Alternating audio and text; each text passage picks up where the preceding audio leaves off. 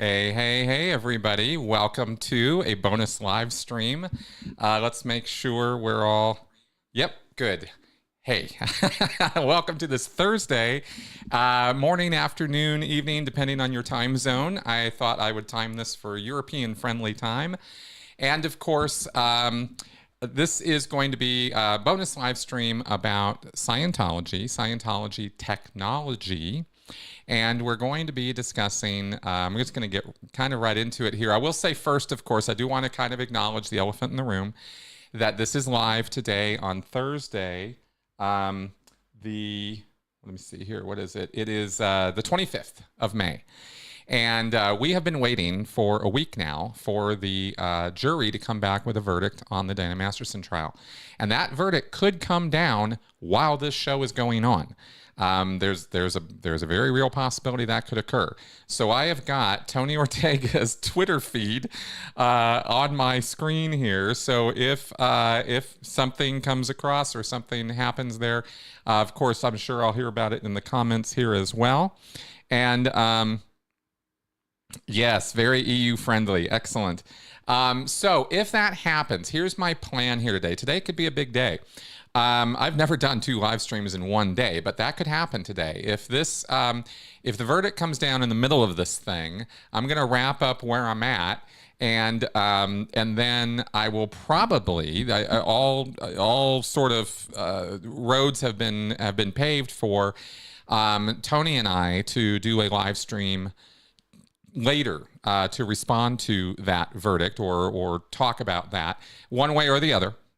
And so that could happen today. And if it does, then you guys can look forward to that. But in the meantime, that all aside now, and that kind of acknowledged there, let's go ahead and get into this, okay? And what is this? What are we talking about today?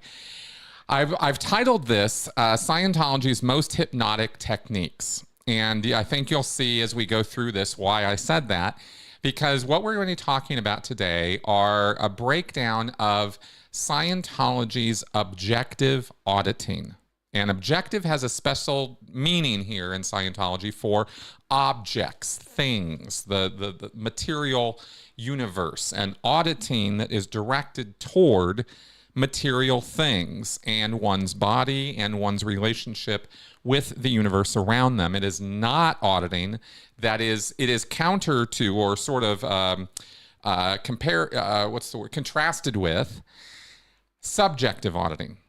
Now that's stuff that has to do with memory and things that happened to you in the past, and you're recalling things and going back down the time track, as they say in Dianetics and Scientology, where you are recalling moments of charged incidents in the past that are supposed to, you go through those incidents, or you somehow or another recall them or somehow re-experience them, and that is supposed to relieve the trauma and all of the stress and charge that's connected with those incidents. And that's subjective auditing, and that's not what we're talking about today. We're going to be talking about objective auditing. And the reason I'm doing this today, and I'm kind of excited about it, is because this book sorry,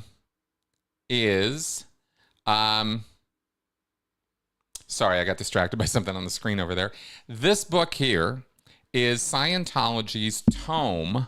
It's a really big book on objective processes. And what they did is they compiled, it says here in the book itself that they went through and, well, I'll tell you exactly what they wrote here, okay?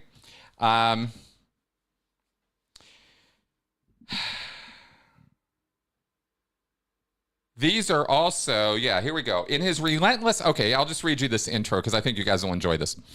In his relentless search to unlock any case, L. Ron Hubbard devoted some 3 decades to the development and refinement of objective processes.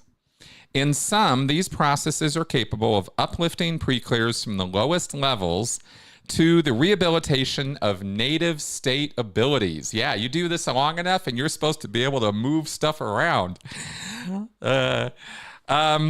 These are also the processes Ron describes as crucial to resolving prevalent case problems stemming from escalating drug abuse, declining education, and get this, the hypnotic properties of television. This is supposed to be the solution and remedy to this. And this actually hits on a point which we will hit a couple times if things go according to plan here today. I've set some things up for you. That what Hubbard made a practice of doing often throughout the history of Scientology is put forward that what he's doing is the exact opposite of what he's doing. In other words, he's hypnotizing you, and he then says Dianetics is what wakes you up. The objective processes are what handle hypnotic induction through television or society or drugs. But in fact, these processes and the procedures of them are hypnotic. They are trance-inducing. They are, as John and I have talked about, it's not necessarily a matter of altered states, as he says, but it is a matter of changing your condition or state of being or thinking and putting you in a place where you are much more suggestible, you are much more controllable, malleable, in other words, right? You become more putty-like in the auditor's hands, and most importantly, in the salespeople's hands and the registrar's hands. So, yeah, exactly, Angel Hugger. Beautiful, right? Scientology doesn't work as Hubbard said. It works as Hubbard intended. So this is a point, this is a theme we may return to a couple times here today. While I'm reading from the text here, you'll see Hubbard do this. And it's quite interesting. Without objectives, this is an L. Ron Hubbard quote, without objectives, no being is likely to recover in his infinity of future. Right? Like you really need these processes because you're going to be on, into the future. And now this was interesting. To reinstate the full body of this powerful technology, LRH directed a research and compilations project to locate every objective process as far back as 1948, which is just such horse shit. There was no objective auditing going on in 1948. Dianetics wasn't even written until 1950. I mean, I don't even know, they said they put these little, they dropped these little things in here as a ooh, ah for Scientologists. Like what? He was coming up with this earlier than he wrote Dianetics, right? And there are people in Scientology who told me, who actually believe that L. Ron Hubbard knew all the OT material or had an idea, an inkling of what Xenu and the body thetans and all of that all the way back when he wrote Dianetics, which is just such nonsense. It was, to say the least, a highly exacting undertaking that ultimately required the transcription of every lecture, a gathering of every technical issue, and a meticulous review of all Dianetics and Scientology materials in chronological sequence. But now that it's done, we are immensely proud to present an unprecedented 371 objective processes in this objective process handbook. Okay, so we got 371 individual objective processes culled from all of the bulletins, all of the lectures, everything. Now, isn't it interesting that this book came out in 2013, 10 years ago, this book came out. So here they are basically saying, we've gone through everything.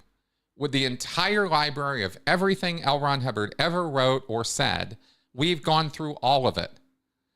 Then why is there no briefing course? Why are there still materials of Scientology that are not released? Why is it that it's still an incomplete subject?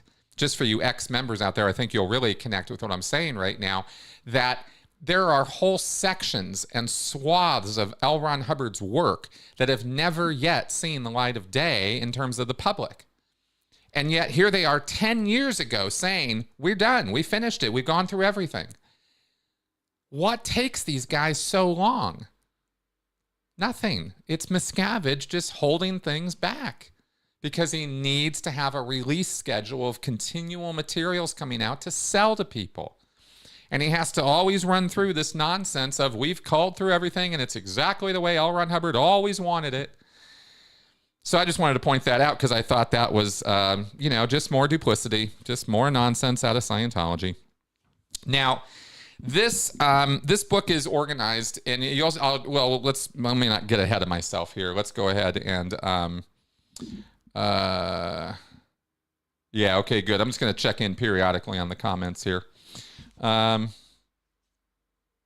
exactly. Okay. So we have some scales and things to go over, but first, the beginning of the book are L. Ron Hubbard bulletins describing what objective processes are and why they're important and what they deal with. And again, this is all kind of double speak and reverse speak, so I thought I'd go over some of this with you to kind of set the stage for what is it we're looking at here, because then we're going to walk through. But my plan here is to walk through the different types of objective processes as they've categorized them here and kind of give you a little show and tell and a little hint of what these things look like. So we might be going at this for a little while. We'll see how this goes. First thing is to clarify what these things are. Now, I've already described to you it's subjective versus objective, right? So here's what Hubbard writes. Oh, in fact, I set this up so I could throw it up on the... I haven't even put the comments screen up. Let me do that. I've been on the main screen this whole time. Let me get over to, though, I'm gonna switch over again to a quotes screen and throw the first slide up, okay? And this is objective processes. And he says here, the thing that characterizes objective processes is that they bring about interaction between the individual and the existing physical universe. This is different than subjective processes in that these interact between the individual and his past or himself. Now, here we go. The objective processes do several things. They remedy havingness. Okay, so let me talk about that for a second. Havingness in Scientology is the concept of being able to have or reach or own or possess a thing. And if you have low havingness, then you can't have things, or you don't like things, or stuff, you don't accumulate stuff, or you have a low ability to tolerate masses or solids in your space, that kind of thing. It's a word that has a lot of different connotations to it.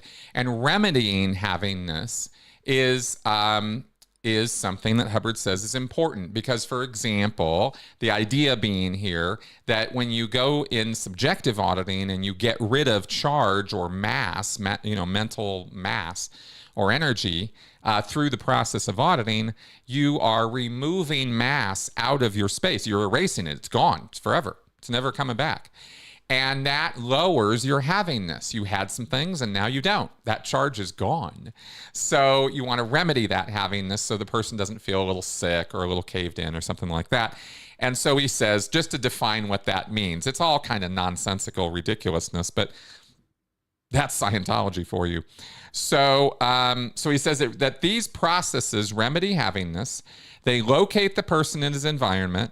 They establish direct communication with the auditor. And last but not least, they bring a person to present time. Now, this is key. Present time is a very important factor in mental and spiritual sanity and ability. A human being can be stuck in literally thousands of different past moments. His behavior and attitudes are influenced by such past incidents and experiences. As a matter of fact, a person can be totally regressed and can be in an incident of the past to the entire exclusion of present time. And Hubbard dropped this next bit often. He said this in quite a few places in his lectures. As an example, thank you, Cybran, for that super chat. Very appreciated. Thank you very much. So, as an example, if you were to walk through an insane asylum and say to each patient you meet, come up to present time as an authoritative command, you would get a small percentage of complete recoveries. Yeah, he actually says that is true. You could just walk through and cure insanity by telling people to come to present time. And this is a claim Hubbard made at least 3 or 4 times I can think of in different lectures. He really doubled down on this one. And it's total horseshit. right? Of course, you're not going to make somebody sane who is a raving lunatic by telling them to come to present time. But Hubbard really had a thing about present time. And this is another one of those examples of backwards, so to speak, because these processes, as you'll see, do the exact opposite of putting a person in the moment or having, a mindfulness moment where you're kind of aware of your circumstances and your environment. That's what it means to be in present time, is you're here in the here and now. Your attention is not stuck in some past moment. These processes are going to do the exact opposite of that to you. And yet he makes a real big deal out of this, right? It's really important to be in present time. So, yeah, it's pretty goofy stuff, right? I love giving it to you guys straight, right out of Hubbard's speak, right? Because it's then I can describe this stuff to you, but the purpose of today is to really show it to you. So, okay, and then he then says, while this process is not a sure cure for all insane, it does demonstrate the point.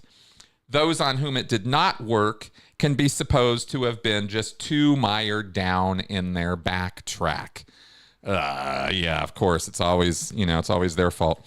Okay, so then we go to our next quote, and this one is, this slide here is objectives. This is from a bulletin called The Chart of Abilities Gained for Lower Levels and Expanded Lower Grades. It's basically a breakdown point by point of the different parts of the grade chart, and the objectives are a part of the Bridge to Total Freedom. Everybody does them. And the end result of them is supposed to be what's written here. Oriented in the present time of the physical universe with new perception, awareness, and control of one's environment, body, mind, and thought. Increased communication and havingness. There's that havingness again. In a completely relaxed, okay, this is a good one. In a completely relaxed and self-determined state of mind regarding orders and able to execute auditing commands. Now, I want to harp on this one for a second because Hubbard said in other places, and I didn't pull the lecture or the reference, but Hubbard said in other places that one of the purposes of objective processes is to control the pre-clear within an inch of his life to get him to do all these various things and then thereby invite him to take control of himself. But it's that last part that never happens. It never happens. The pre-clear is never in control of himself in any auditing session ever delivered, whether it's objective or subjective. Either the pre-clear is being manhandled by the auditor, or the pre-clear is being directed by the auditor in an authoritative way using the e-meter with subjective auditing. It's never the case that the pre-clear is actually self-determined or able to determine on their own what process they're going to run, when the process is finished, how they're doing, when they can get up and leave. None of that is ever up to the pre-clear in any auditing session at any level of Scientology. Even solo auditing, the pre-clear is being directed to run processes by L. Ron Hubbard, laid out on a template, and they have to follow that procedure. It's not on them to decide when they are done. They have to follow a procedure that is directed and ordered to them. So again, it's kind of another point of opposite world where they say, Hubbard asserts, this is all about self-determinism and you being able to be the master of your own destiny. But how do they, but then that's accomplished by controlling you within an inch of your life and never giving you any control? That makes no sense whatsoever. It's another one of those double binds in Scientology. It's a subtle one. This is not one of the obvious ones, but I wanted to point this out. This is key to understanding the control framework of Scientology. I should have maybe led with this, but let me make the point right now that Scientology is about control. It is a control culture. It is a compliance culture. And this style of auditing, these 371 processes in this book, are all of the ways that L. Ron Hubbard devised to get people under his thumb, under control. and smile while they're doing it, right? And think they're being given a service to that they believe, because of the deceitful nature of this, they believe that that this is a service to them, that they're getting better, that they're more in present time, that they have more havingness. It's just opposite world, okay? So that is the thing with the objectives there. To go back to that, and then then I have one more for you, and I thought you might find this interesting. This one here. This is from a bulletin from 1982 called "Objectives Not Biting." And what do you do? What's the situation if you start running these objective processes on someone in Scientology and they don't respond? What if they don't do it? What if they don't go into this sort of like weird place while they're doing the process? In other words, well, let's just go through the reference and I'll show you. He says here, once in a while, an auditor will run an objective process on a pre-clear, and the process will not produce any change. There are two reasons why this occurs. The process was already flat, meaning it was already done.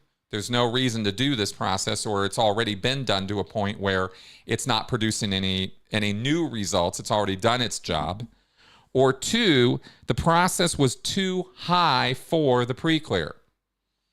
Right? The idea being that the pre-clear is not yet ready for this process. It's overreaching for what this pre-clear is capable of. It has been known since the early days of Dianetics that if an auditor runs a process that is over the PC's head, the PC will not make gain on the process. It exceeds his reality. This is one of these points where why Xenu and why the OT levels are not delivered, why they're confidential. It's a similar concept of it's over your head. You're not ready for it yet. You wouldn't get any gain. You'd only get negative, gain or no gain at all if we tried to run this, because you're just not ready for it yet. You're just not up to it yet. Your Thetan isn't ready, right? It's not powerful enough, or it's not aware enough, or it's not strong enough yet to deal with the strength of this process.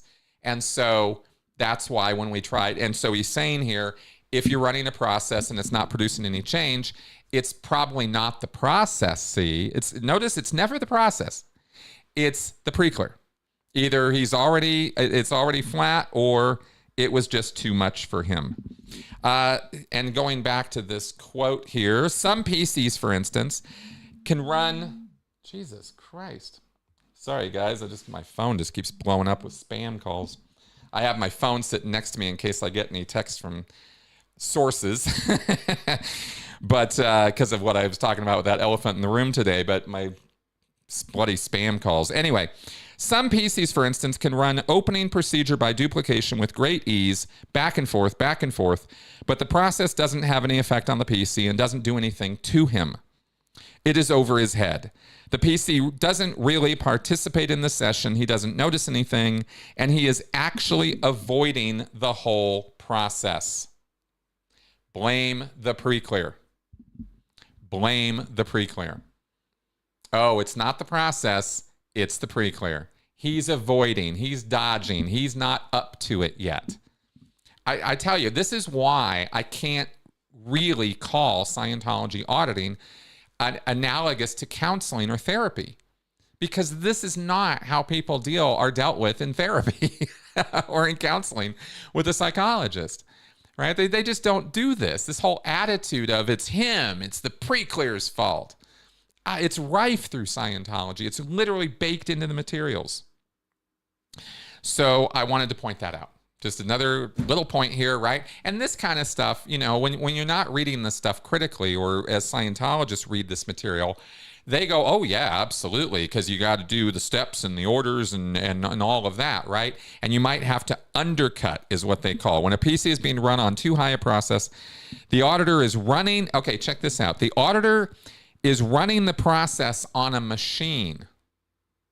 What does he mean by that? He means mental machinery. Literally machinery. Hubbard has made comparisons to how mentally you can create these little machines that will do things for you, like figure out answers to questions or calculate multiplication or something like that. You have these machines.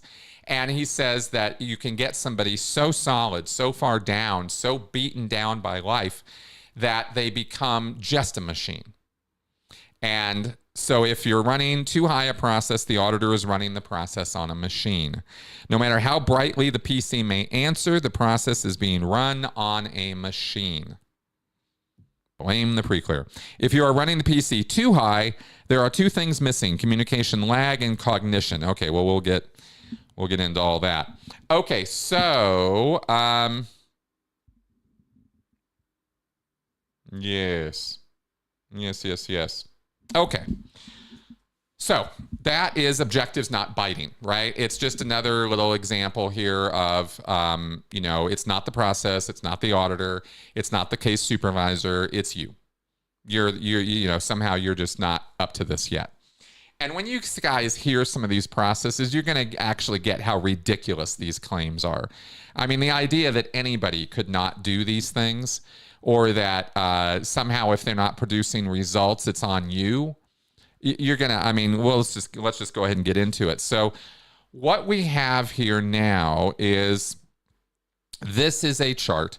And this is from the book here. I just took a picture. These are all the different kinds of objective processes. In other words, these are the different things that you will address or deal with by running various processes. Okay, and they've sort of broken the book down this way, so I thought I would walk through it this way. And you can see there's a lot of different kinds here, a lot of different things you could try to address. First off, getting right into it, we have the unconscious person. What do you do if somebody is unconscious? Well, let's take a look at a couple examples of processes that would be run on an unconscious person. The first one in the list is the bring back to life assist. And I talked about this the other day. If a person has done a bunk, which means if they're Thetan, if they, as a spiritual entity, have gone exterior, have left the body, they're no longer in it, animating it, controlling it, they're off somewhere else. That's called doing a bunk in Scientology. If the pre-clear has done a bunk, you can simply order him to come back and bring the body to life. Here it is. Who knew? When Tom Cruise said that he could do more, that Scientologists could do more at an accident site or for trauma victims than EMTs or medical professionals, this is what he was talking about. This kind of thing. Come back and bring this body to life. That's the command, right? All of these have commands. There are quoted, there are exact, direct things that you say, and many of these, almost all of them, are repetitive. And this is key. This is crucial to that hypnosis factor here, the trance induction. How do you induce a trance? Repetition. Repetition of the same sensory input over and over and over and over and over again. And it will take different amount of time for different people, but I don't know anybody who's totally immune. Right? Trance induction. This is really, really key. So the commands here are done exactly as written. You don't come up with your own commands. You do what it says here. And so the commands here are: come back and bring this body to life, or come back here and pick up your body at once. Pick it up. I order you right now. Okay. And, you want to know, I don't know if you all saw a movie years and years ago, a James Cameron movie called The Abyss. This was kind of in it. I mean, in a way, right? There was a scene where a woman had one of the main characters had intake too much water, drowned and died. And Sam Harris's character was trying to resuscitate her, and she wasn't coming back. And he starts yelling at her, and telling her, you got to live, you got to come back. This is not okay, right? You need to wake up. And it wasn't this exact procedure, and it wasn't a Scientology thing at all. James Cameron wrote it. But I just thought it was kind of funny because all of us in Scientology lost our damn minds when we saw that scene, because we're like, that's a bring back to life assist. Now, each of these processes that we'll go through, and I am not going through 371 of them. I'm only going to sample these, okay? But every process has what's called an end phenomena, an EP, an end result. You continue doing the process until the end phenomena happens. And this is a golden fundamental rule in Scientology. This is of utmost importance. You do not stop running a process. You're not done with the process until the end phenomena is reached. Again, completely non-analogous to therapy or counseling. In therapy or counseling, there is no expected result that you have to achieve. Nobody else is going to tell you in counseling whether you're done or not with your counseling. That's for you to decide. That's what true self-determinism is you know when you're done. And then later on, if you want to come back and do more, great, right? Whatever therapy modality is being used or process is being used by a psychologist, they are not going to keep doing it on you until you exhibit what they want you to exhibit. It just doesn't work that way. And it never should. But in Scientology, it's opposite world. You're not done until we tell you you're done. And Hubbard directs what the end phenomena are. In this case, every single objective process here has its own end phenomena, which I'll go over with you when we go over the processes. In this case, with the bring back to life assist, once you've brought the person back to life, that's the end of the assist action, right? So, of course, if needed, the person should be fully handled with medical treatment and further assist actions to make him completely well. So that is an example of something you could do with an unconscious person. Another one, and I thought, I thought I'd do two of them here because that's a rather extreme one. And of course, nobody's going to walk into Scientology, pay their money for a bring back to life assist. So what do they pay for? Well, here's an example of one. This is called an unconscious person assist. A person who is unconscious, even someone who has been in a long continued coma, can be helped using a process called an unconscious person assist. With this assist, you can help to get the person into communication with you and his surroundings, and so bring him from unconsciousness back to life and livingness. It is an easy assist to learn and do. So what is it? The procedure is take the person's hand gently in your hand and tell him, I'm going to assist you to recover. So here you are in a hospital or in a home, and there's an unconscious person laying there in a coma or something, and you pick up their hand and I'm going to assist you to recover. And you give the command, feel that object. And the object is parenthetical. It's whatever it is you're putting the person's hand on, like a sheet or a pillow or their chest or something, right? Feel that. Gently move the person's hand and press it against an object and give him a very short time to feel it. Use the bedspread, pillow, bed, etc. You do not wait for any response, but you do give the person a moment to feel the object. The auditor shouldn't fall for the belief that unconscious people are unable to think or be aware in any way. A thetan is seldom unconscious, regardless of what the body is doing or not doing. So you take the person's hand, you move it around, you acknowledge the person, thank you.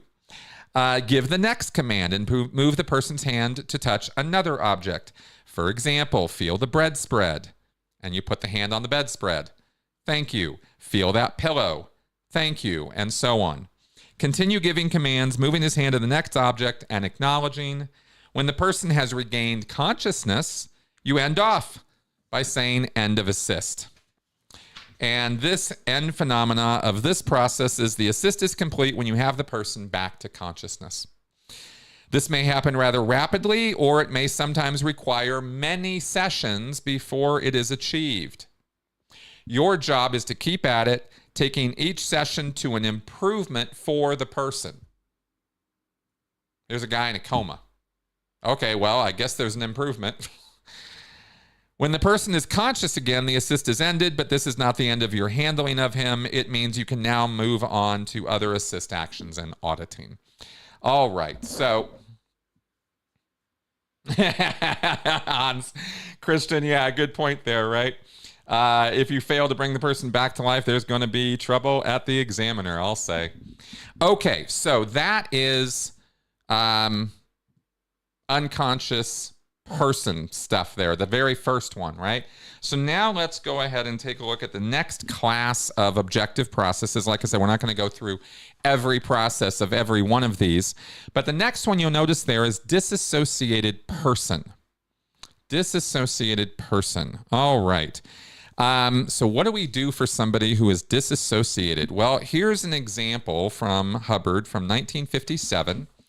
They list out these processes in chronological order. So this 1957 one is the latest and greatest, I guess, on this one. Here's what Hubbard wrote.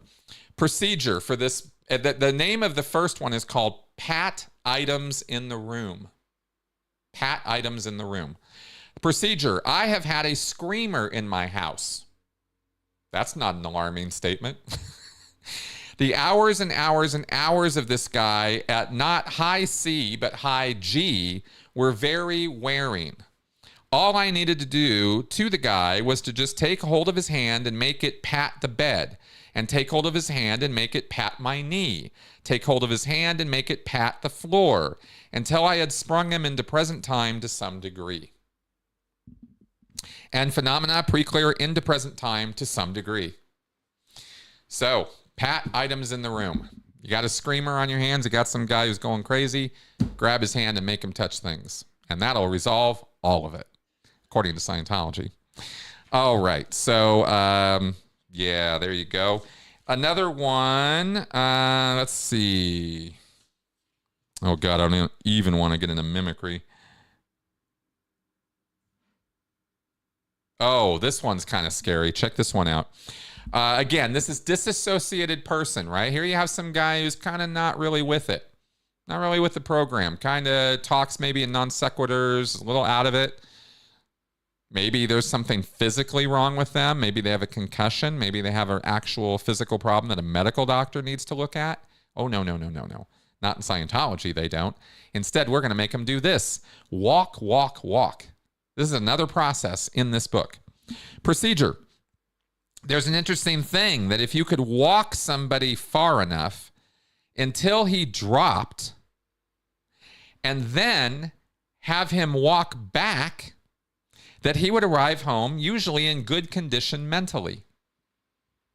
Remember that if you're ever suddenly stuck with a psychotherapy problem, it does work. You just keep him walking. Don't point anything out to him. That's it. That's the procedure. I just read you the entirety of the procedure. And the end phenomena is pre-clear in better condition mentally. Yeah, walk till you drop. And then pick your ass up and keep walking.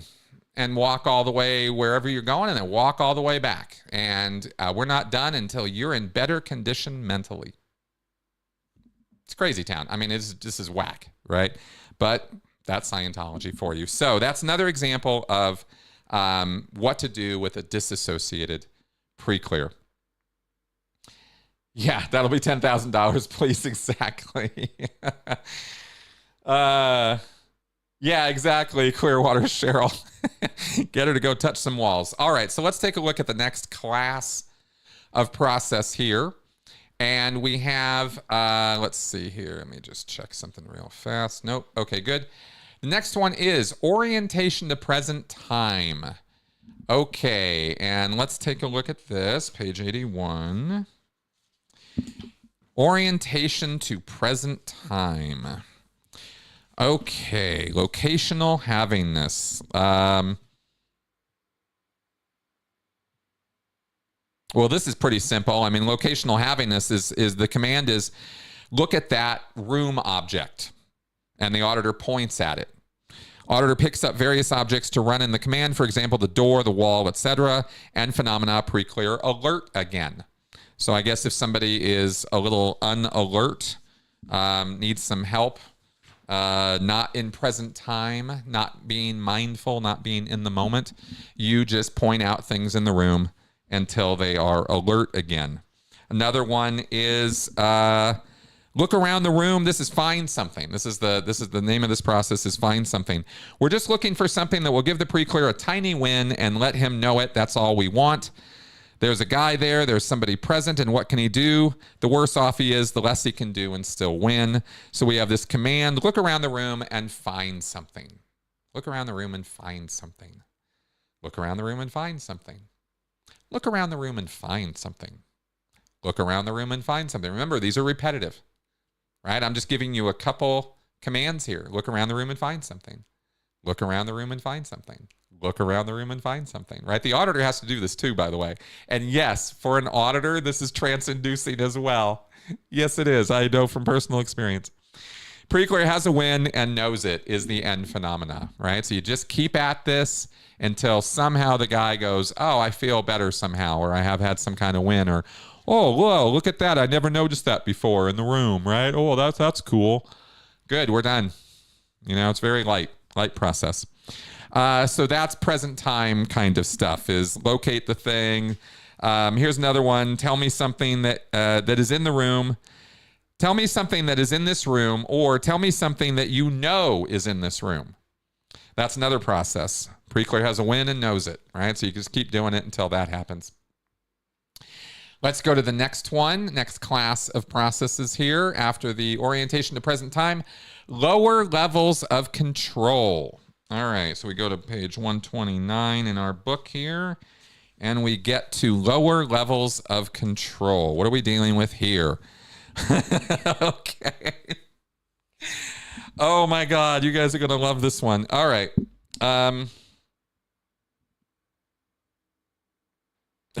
Okay. You know, I'm telling you, it's a little crazy that people actually pay for this. It's not, you know, and it's not that this wouldn't, that this, what I'm about to read you, you know, might not be fun for kids, or might not be something you could do with somebody for a very short period of time that might be kind of interesting. But remember, this is stuff that goes on for hours. I should say, objective processes tend to go on for a very long time.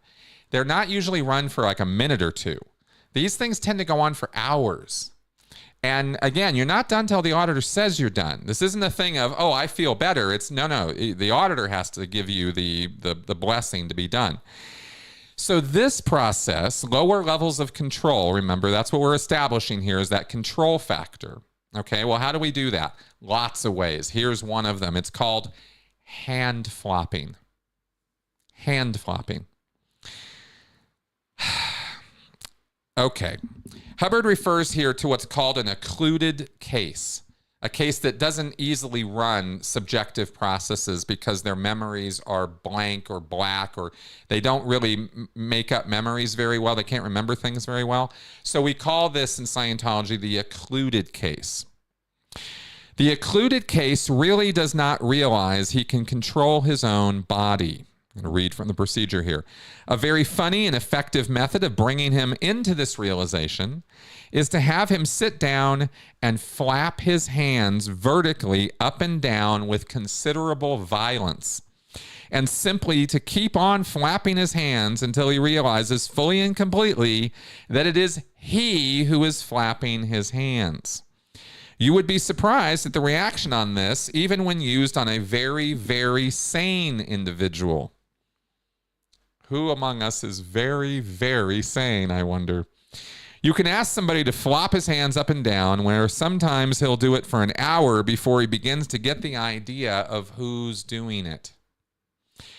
I mean, you kind of get the idea here through this. And a lot of the 1950s and 60s writings of Hubbard really have this common line or thread through them, that people are really fucked up. That people are just so bad off, they have no idea how bad off they are. They are completely out of control of their lives. They are completely out of control and unaware of themselves as a spiritual entity.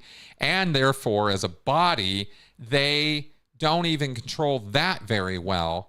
And they don't even know that they're the ones in charge of their body. This is a theme that recurs over and over and over again, which Hubbard says is a problem he is solving with this kind of auditing.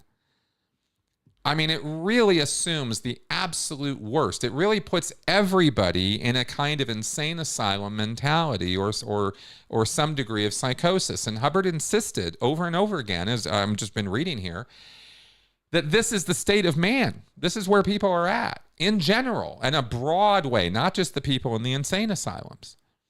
And this is how Scientologists think about the outside world. This is how they think about people who are not Scientologists, is they think they're a bunch of brainwashed zombies walking around in a hypnotic daze who don't even know that they are spiritual entities or even that they are controlling their body. It's so silly. He's standing there doing that, flopping his hands up and down and so forth, that he'll generally, if he really recovers this, and that's a break point on his case, you'll get a line charge right at that point. Okay, a line charge is uncontrollable laughter. When a person is just losing their, right? They just lose it. That's called in Scientology a line charge. I know, it's a weird expression, but people use it in Scientology. I love giving you guys the little minutia of this stuff because it's stuff you might not have heard before. Yeah, he was line charging. That means he was laughing hysterically. He's doing it. He's the one who is making that motion take place. So the command for this is who's doing it. And you're making it, obviously you're going to have to tell the guy, this technique of there's a caution here. This technique of flopping the hands is no good as a technique unless it is done to the point where the person becomes suddenly certain of the fact that they are flopping their own hands. A technique is no good just to flop the hands. Flop, flop, flop, flop, flop, flop, flop, flop, flop. This is not doing anybody any good, stimulating his muscles or anything else, till all of a sudden you ask him, now, all right, do it until you find out who's doing that. Well, clearly I am. Pretty clear certain that he is the one who is making that motion take place. That's the end phenomena of this process. Can you imagine being directed by an auditor for hours to flop your hands and being asked who's doing that? Man. Here is just another example of another one. Again, this is lower levels of control. This is actually, again, about establishing control over a person. Walk across the room. That's the name of this process.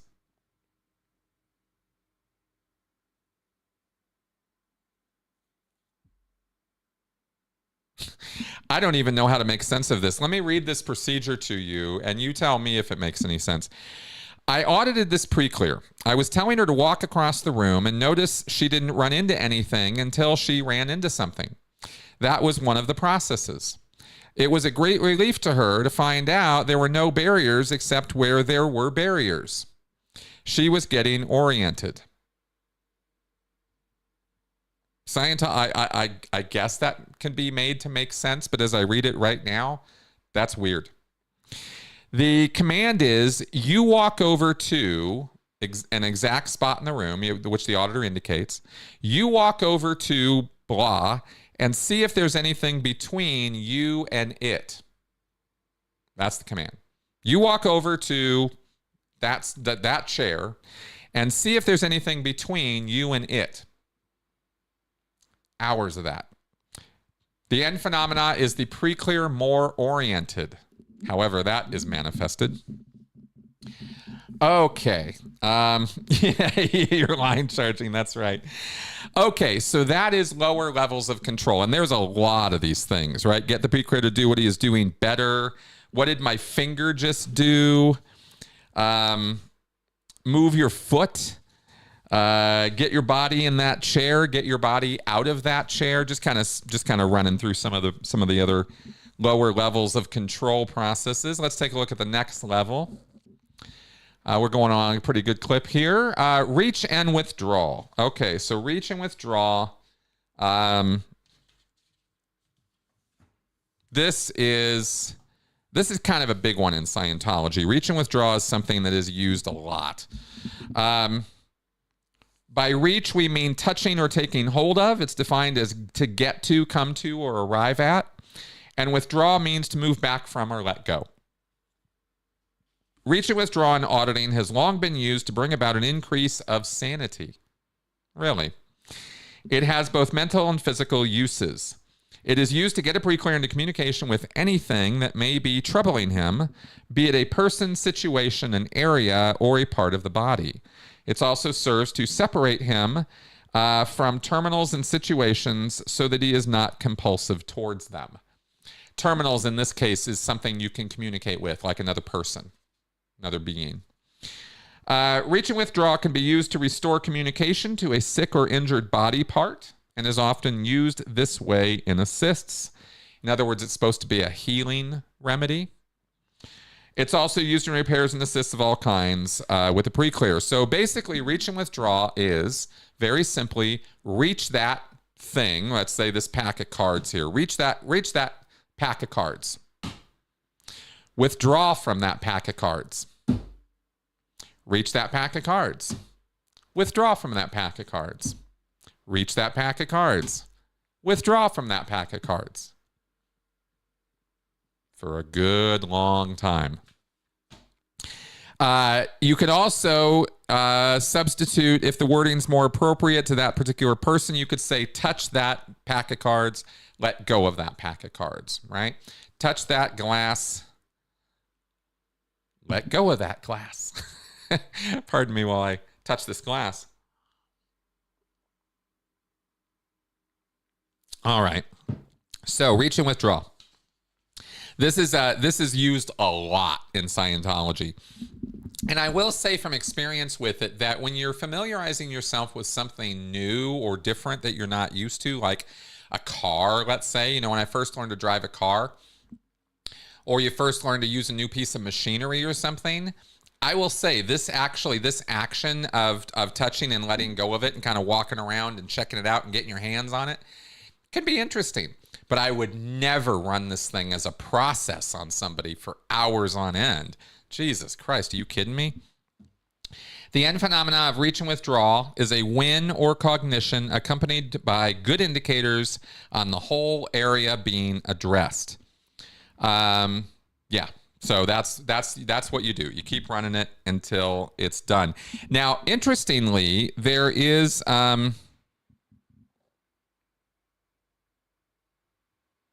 wow.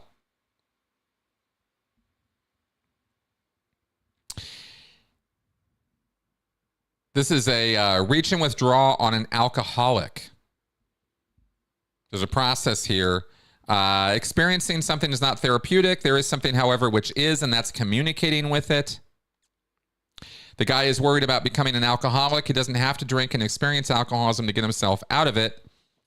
Okay. So apparently you can run reach and withdraw on a person and make them quite certain that they're never going to be an alcoholic. That makes no sense to me whatsoever. Scientology, baby. All right, let's take a look at the next class of process here is on our list. We have establishing the auditing session. All right, what is this about? Find the auditor. Oh, God, you guys are going to love this one. This is old school Scientology. This is 1955. Oh, in fact, this makes mention of something I mentioned earlier. So let me read some of this procedure to you. This is a process to establish the auditing session, right?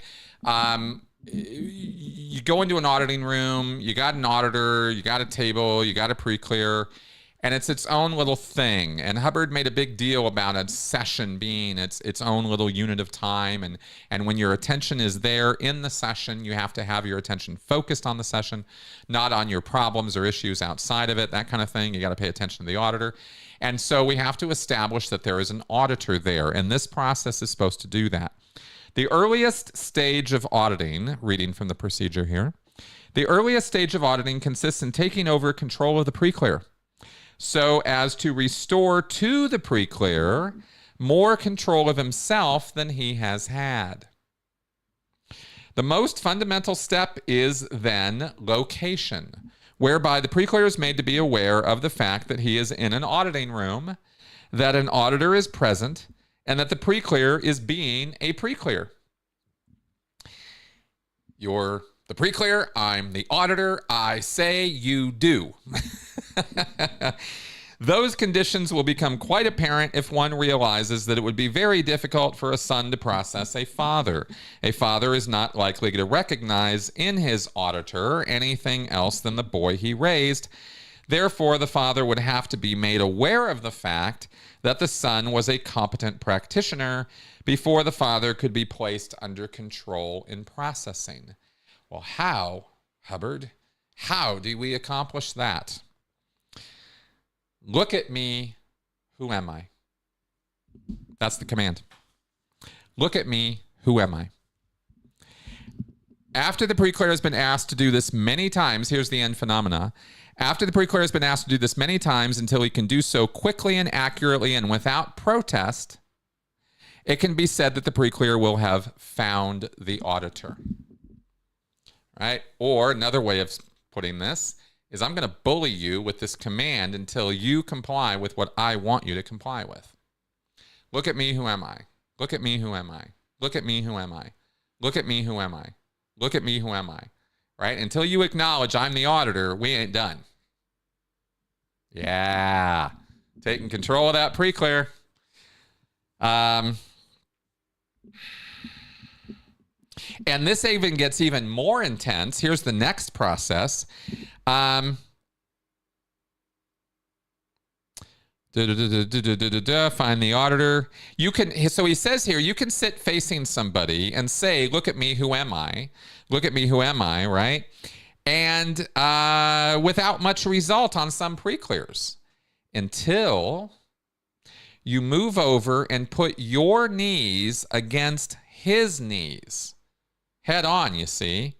Take hold of one of his hands and say, look at me, who am I? Now you got him. Now you're holding him or you're touching them in control of him. All of a sudden, the technique works. Why does it work? You had to develop the line, in this case, before you could have the terminal. So the communication, the touching, is supposed to be a form of communication that establishes the reality of the auditor. And the auditor's control of the pre-clear is established by the fact that he's holding his hand. Right? Again, this is control, guys. This is all about control. And not good control, because we know what Scientology does when you give them control. Right? If this all results, let me just say, you know, we're an hour into this thing. Let me just say, if this resulted in sanity and rational people and people succeeding in life and spiritual awareness and ability for real, I wouldn't actually have anything to say about it. But this stuff is ludicrous. This is nonsensical. And not only is it ludicrous and nonsensical, it's also controlling in a way that is underhanded and deceitful. Because as I just read to you, Hubbard says, yeah, we got to establish total control over this pre-clear in order for them to be able to establish control over themselves, but they never give you control over yourself. That's the lie connected with all of this. Okay, so we've got various other things to establish the auditing session, but let's go ahead and get on with our next section here. I think we're getting a pretty good idea here of how this stuff works. Oh gosh, objective ARC is a particular process. Let's go ahead and take a look at it real fast, just for fun. You know, what is it that Scientologists spend all those hours and hours of their time doing? This is an interesting one. This is another old one. This is from 1957. It's called Objective ARC. ARC stands for Affinity, Reality, and Communication. It is a triangle in Scientology that these three component parts, affinity, reality, and communication, are supposed to yield understanding. Understanding is supposedly made up of affinity, reality, and communication. Affinity being how close you can be to something or touching a thing or how much you like it. Reality being how real it is, how solid it is, how agreed upon a thing is. And communication, of course, being touching a thing or being able to talk to or somehow communicate or interact with a thing. So those three things are supposed to total understanding of that thing. And objective ARC, of course, is ARC in an objective way or manner or process. And this is the auditor and the PC are ambulant. They're walking around. And the process, Hubbard says, This process will bite suddenly and bring a person up to present time. It has been known to crack cases, meaning it has been known to break through a person who would have a lot of difficulty with other processing or isn't able to do a lot of processing or other processes. But this one is supposed to bite right through that and crack the case. What are the commands? There's 3 of them, and they are repetitive. Look around here and find something that is really real to you. Look around here and find something you wouldn't mind communicating with. Look around here and find something you wouldn't mind being around. So you see how all of those relate to the ARC, right? Look around here and find something that's really real to you. That's reality. Look around here and find something you wouldn't mind communicating with. Obviously, communication. Look around here and find something you wouldn't mind being around. Degree of closeness or proximity, that's affinity. So this was developed in 1975. No, 1957. The end phenomena of this process would be person in present time, cognition, and very good indicators accompanied by a floating needle. Often, by the way, when they run these processes, they will do it in an auditing room, or an auditing session will start where they put the person on the cans. They put them on an e-meter and they set up the session, and then they go do the process, and then they put the person back on the e-meter and make sure the needle is floating. Because if it's not, we ain't done. The e-meter even comes into this. So if you think you can go into one of these auditing sessions on these objective processes and, touch that wall, touch that wall, touch that wall, pick up those cards for 3 hours until you finally go, oh my God, it's a pack of cards. I never knew that this was a pack of cards before. Wow, I feel great, right? And that could happen. And then you pick up the cans and the needle's not floating. Oh, guess we're not done. Guess you're going to be picking up those cards some more, you see. I shudder to think of this crap. Yeah, exactly. Make that needle float. Okay, so let's take a look at what's next on our list here. Procedure CCH. Oh my God. Okay, this one. Oh my God. Okay. I really don't think I could walk through these things without going over CCHs 1 through 4 with you guys.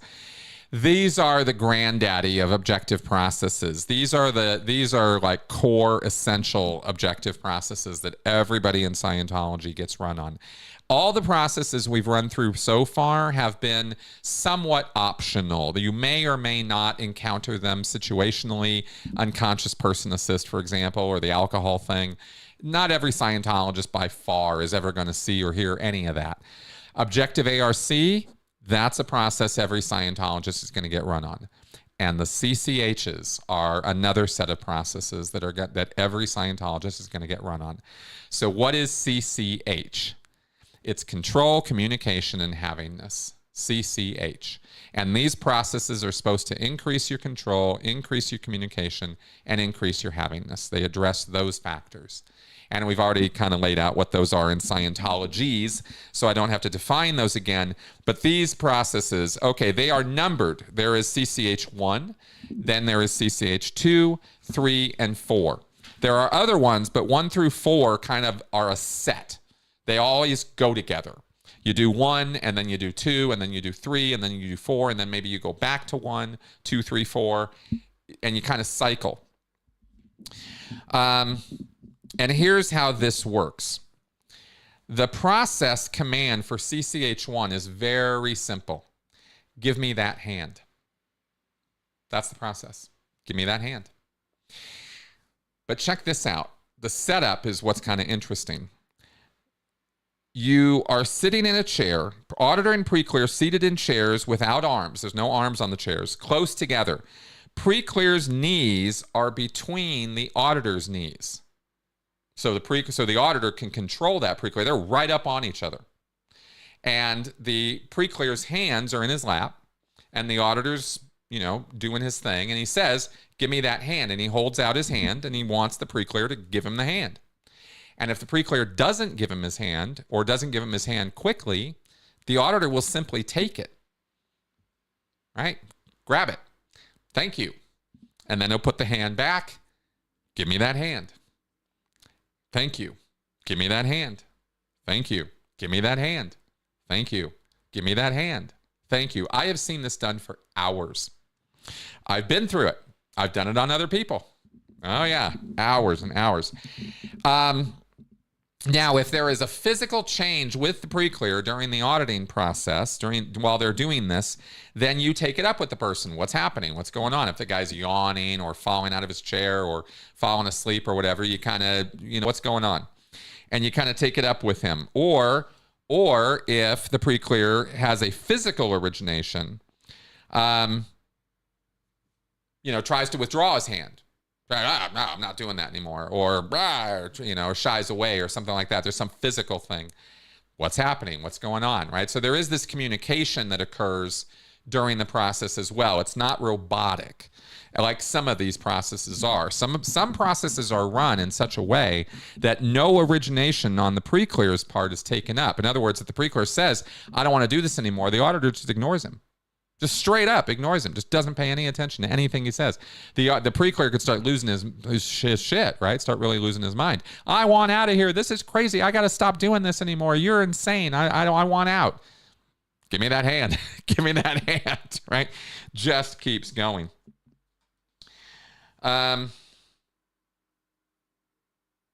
Yeah, and see, again, talking about purpose here. To demonstrate to pre-clear that control of pre-clear's body is possible despite revolt and inviting pre-clear to directly control it.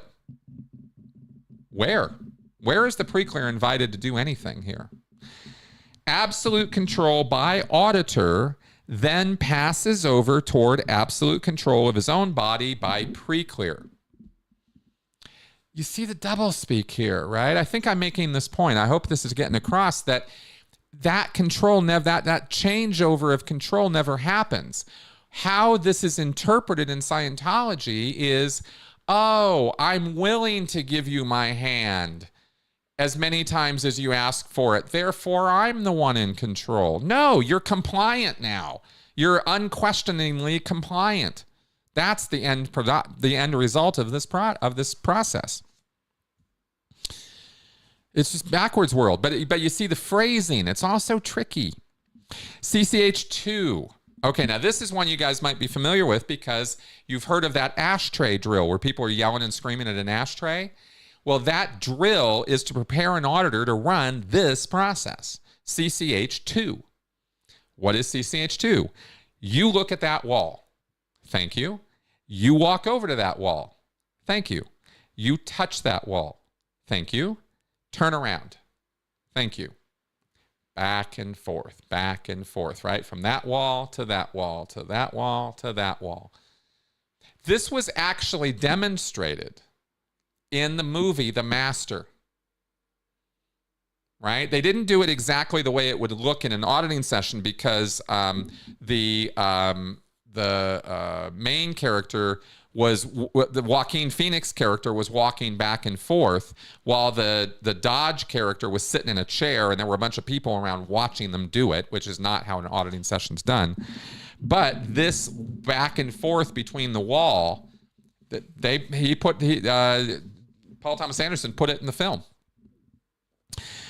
Again, to demonstrate to the pre-clear that his body can be directly controlled and thus inviting him to control it, finding present time, and havingness. Those are the end products or end phenomena of CCH2.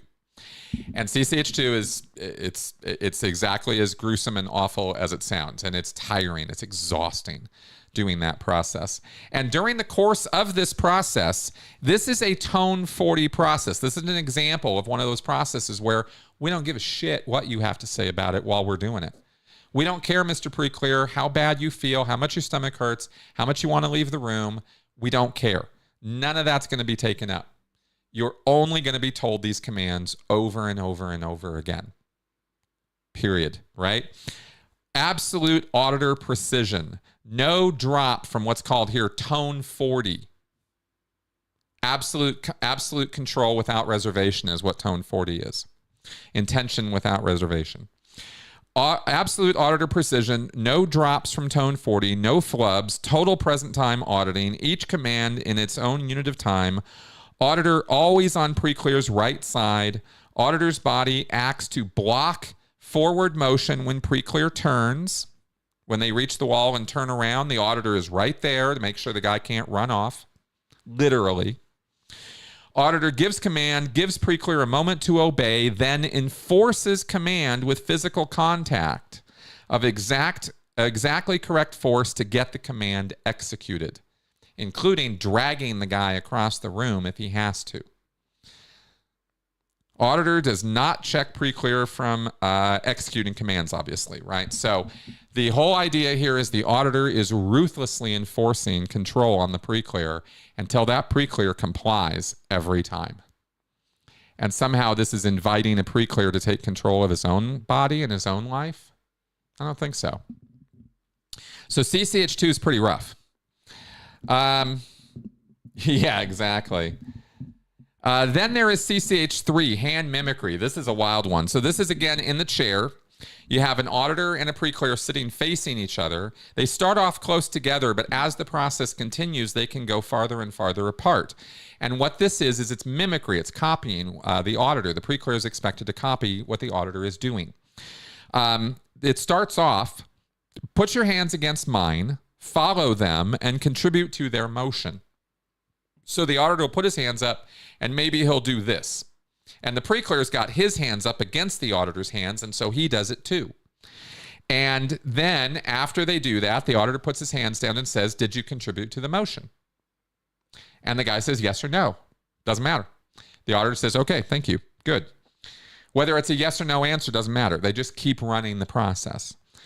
Now, after that is flattened, which means you can do that for 3 times without any change in the pre-clear's mannerisms or lag or how he's doing it and his compliance. Once he's doing it 3 times, then that is considered flat, and you go to the next step. Put your hands facing mine. You move a 1/2 inch distance away. Put your hands facing mine about a 1/2 inch away, follow them, and contribute to their motion. So now there's a little space between the hands. They're not touching. And you do the same thing. The auditor might put his hands up, the pre-clear puts his hands up, and then the auditor does this, or maybe the auditor does this, or maybe the auditor does this kind of thing. I mean, it gets more and more advanced and complicated as the process goes. It's not always just a up-down motion, but it starts simple and becomes more and more complicated. And the idea is the pre-clear is then asked, did you contribute to the motion? Of course, the pre-clear did not contribute to the motion. The auditor is the one making the motion, and the pre-clear is just supposed to follow along. Again, this control thing, right? And they go wider and wider space and so on until the pre-clear is able to follow motions a yard away. So eventually you're 3 feet apart from one another doing this in the middle of the room, and the pre-clear is keeping up with the auditor and what he's doing. And he's always asked after every motion, did you contribute to the motion? Okay? And the end phenomena of this particular one, CCH3, is to develop a reality on the auditor, pre-clear into communication by control plus duplication. All right, great. So it's basically an effort to get the pre-clear to duplicate what the auditor is doing and, again, comply with what the auditor wants. And finally, there is CCH4, which is called book mimicry. The CCH3 is hand space mimicry. Then we do book mimicry. The auditor makes a simple or complex motion with a book, hands book to the pre-clear. Pre-clear makes the motion, duplicating the auditor's at mirror image-wise. And the auditor asks the pre-clear if he's satisfied that the pre-clear duplicated the motion. If the pre-clear is, and the auditor is also fairly satisfied, auditor takes the book and goes to the next command. If pre-clear is not sure he duplicated any command, auditor repeats it for him and gives him back the book. If the pre-clear is sure he did and the auditor can see duplication is pretty wrong, auditor accepts pre-clear's answer and continues on a gradient scale of motions, either with the left or right hand, till the pre-clear can do the original command correctly. Okay? Tone 40 in motions. Stress giving the pre-clear wins.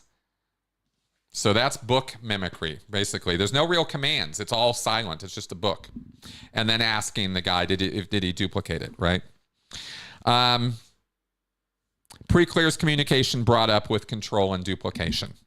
So CCH1 gets done, then 2, then 3, then 4, then they go back to 1. Give me that hand, give me that hand, give me that hand. And then back to the, you look at that wall, you walk over to that wall, you touch that wall, thank you, turn around for hours on end. Then CCH3 with the hand space mimicry, and then 4. And yes, CCHs are part of the HQS course. That's a Hubbard Qualified Scientologist course. CCHs are some of the first auditing a lot of Scientologists will do on each other. Yeah. Oh, yeah, I've been asked this before, Anthony, about acting classes. Anthony asks a question here. There's a lot of similarities to the training routines here with some of the exercises we did in acting class. Do you know if Hubbard ever took an acting class? I do not think Hubbard ever took an acting class. I just think it's more coincidence than anything else. And of course, the difference here, the massive difference between the exercises done in an acting class versus what's being done in an auditing session is, one, purpose and intent. Nobody is pretending that an acting class is therapeutic or is going to increase your control, communication, and havingness. And it's not done in an acting class until you're falling over, right? It's not that kind of situation. So there are coincidental similarities between these two things, but I don't have any reason to think that they're connected in any way. But you're not the first person to ask me that, Anthony. So thanks for throwing that out there. Okay, let's carry on. So those are the CCHs. There are more CCHs and more other processes and stuff. But let's go to, okay, then we have, what's next on the list is control. Okay, 277. 277, because there's a lot of CCHs, and we're not going to walk through all of them. I just wanted to give you that grounding in what some of them look like.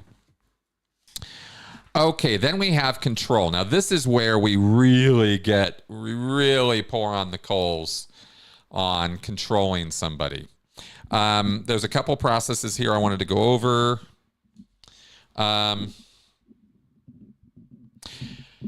The opening procedure of 8C. Okay, 8C is a term in Scientology. I really don't know where it comes from.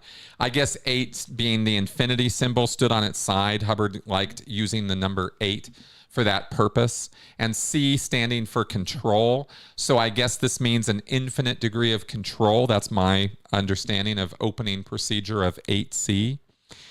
Opening procedure of 8C is one of the most effective and powerful processes ever developed and should be recognized and used as such. This is a killer. This one really gets people under control, is what Hubbard is basically saying here. The main error which is made with the opening procedure of 8C is not to do it long enough. It takes about 15 hours of opening procedure of 8C in order to bring a person into a completely relaxed and self-determined state of mind regarding orders. Opening procedure 8C is a precision process, and here are the commands. Do you see that object? Walk over to it. Touch it. Let go. That's it. Those are the commands. And then the auditor will designate another object and go through the same procedure again. 15 hours. The auditor and the pre-clear are walking around on this one. They're not sitting down. The step A. Oh, no. What am I saying here? Part A. Oh, there's a part A and a part B. Got it. And a part C. Okay, so 8C here, opening procedure of 8C has 3 parts, part A, B, and C.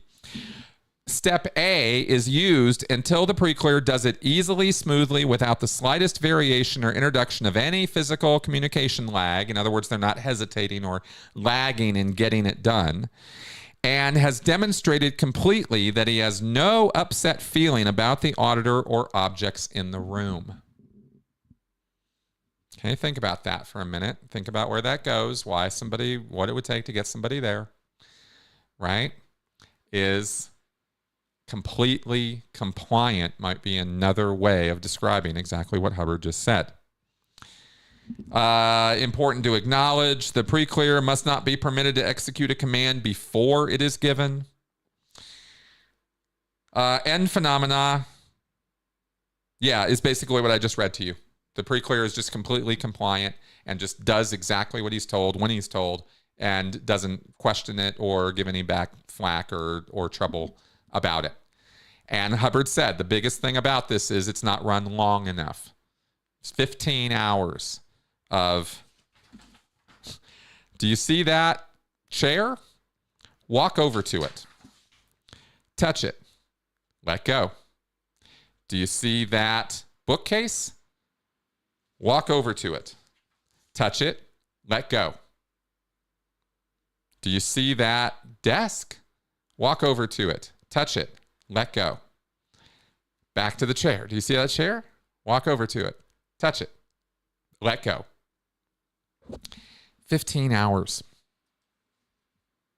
And that's, I mean, that could be a minimum. You could end up doing this stuff for a lot longer than that. Yeah. Yeah. Yeah, without thought. That's right. You just do it. You're just doing what you're told. At what point during this process is control handed back over to the pre-clear so he's the one who's in charge? Never. He just comes into a state of mind where he will do what he's told. Period. Now, part B of this, when A has been run for a length of time necessary to bring the case up tone, which is interpreted, of course, as under control, part B is run. Part B introduces the idea of decision. The commands of part B are pick a spot in this room, and when the pre-clear has, walk over to it, put your finger on it, let go. So now the pre-clear is basically deciding which point in the room he's going to go to and put his finger on. So there's the pre-clear finally getting to make some decision about what he's going to do, but he doesn't get to make any decision about whether he's going to do it. He's going to do it. So he better make up his mind what he's going to go touch and put his finger on it and then let it go. And again, we're going to do this forever. The pre-clear is run on this until he demonstrates no physical communication lag. Again, no hesitation, no uncertainty, nothing, just yeah, I'm doing it. It demonstrates no physical communication lag of any kind in making up his mind what to touch, how to touch it, and so forth. Okay? Completely compliant pre-clear. And then we get to part C of opening procedure of 8C. Introduces further decision. Pick a spot in this room, walk over to it, make up your mind when you are going to place your finger on it and do so. Make up your mind when you're going to let go and let go. See, it's an illusory decision. You see that? It's not like it kind of is up to the pre-clear in terms of the timing of the thing, but otherwise, still under control. Still under control, still under absolute control of the auditor the entire time. And again, the main error is not to do it long enough, 15 hours, until the pre-clear is in a completely relaxed and self-determined state of mind regarding orders, okay? So this goes back, by the way. This was developed in Camden, New Jersey in 1953. Original intention was to place pre-clear within the control of the auditor so auditing could occur.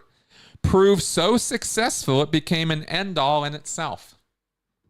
Right there. Okay, so I guess you guys are getting the idea here. Now, I wanted to see if... No, that's not in here. So then we come to Let's see what else we got as we're going down the list here. Now, we're not even halfway down yet, so I might start skipping a few of these because there's an awful lot here, and we've been at this for a while. But I think I've definitely demonstrated the point of what these things are about. You can see here there is control, duplication, attention and duplication, connectedness. Oh, that sounds interesting. Let's go ahead and skip ahead to connectedness. What are we talking about there? We get to processes 133 to 138. Well, this goes all the way back to 1956, 1957. And there is a process here called objective connectedness. There's a number of processes: control connectedness, blind control connectedness on people, control connectedness on specific objects. Okay, so a lot of connectedness here, a lot of connections. And what are the commands? Look around here and find two things that are connected. Pretty dick simple. Or look around here and find something that connects with something. Why would you do this? What would be the point? Well, the end phenomena, there is the same lag from the moment the command is given until the time the preclear answers the command at least 3 times in a row. A cognition occurs, an ability is regained. I have no idea how any of those things would happen by doing this command over and over and over again. But there it is. Look around here and find two things that are connected. Look around here and find two things that are connected. Look around here and find two things that are connected. Over and over and over again. All right? Yeah, so the theme of these things is connection. Then there is havingness processes. Let's go back to our list here. We got connectedness, havingness. We have confront processes.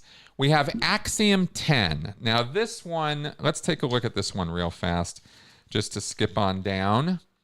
Axiom 10 in Scientology, get this. Axiom 10 is, you guys might know or may not know, there are axioms in Scientology. L. Ron Hubbard formalized a list of them. And he said these are self-evident truths. That's how they're defined. And these are such things as the basic source of life is theta. Theta is what animates matter, energy, space, and time. These are axiomatic statements in Scientology. And axiom 10 is the highest purpose in the universe is the creation of an effect. That's axiom 10. The highest purpose in the universe is the creation of an effect.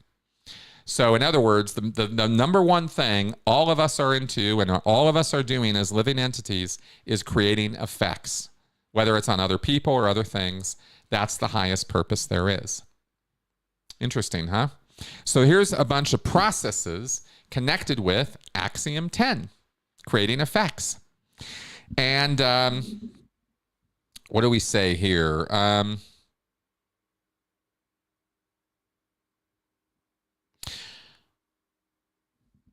This is the best axiom 10 process. Look around here and find something that's having an effect on something else. Or look around this room and find something that's having an effect on an effect.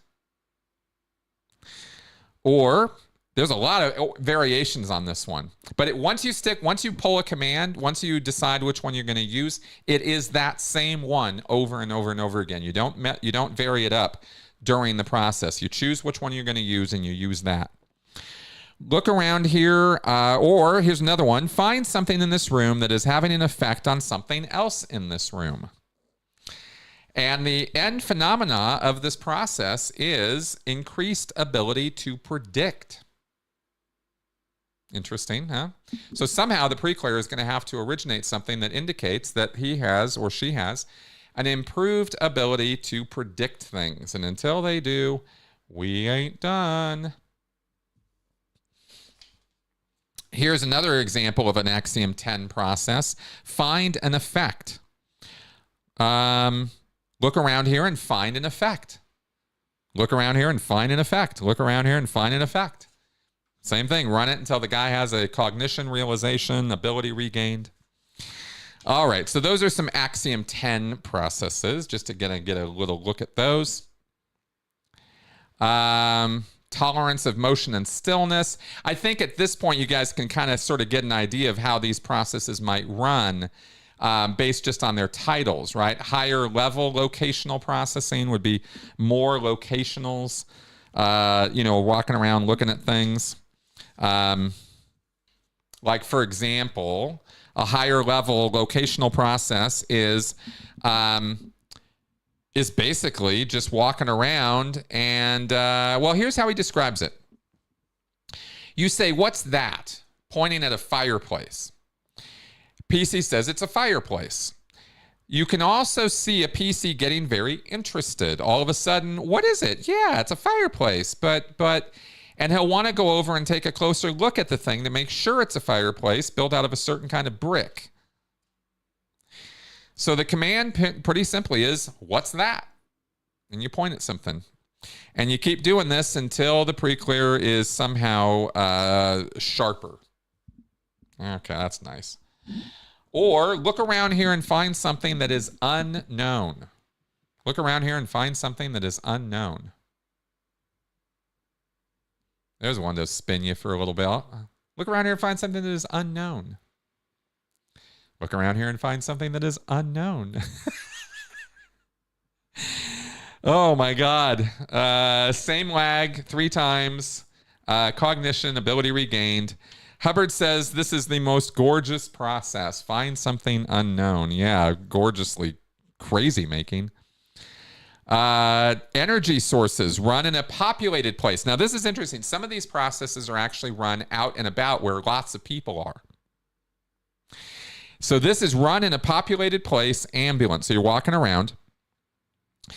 And the command of this one is spot an acceptable energy source. Spot an acceptable energy source. Sooner or later, the individual discovers that the chief energy source in this universe is the Thetan.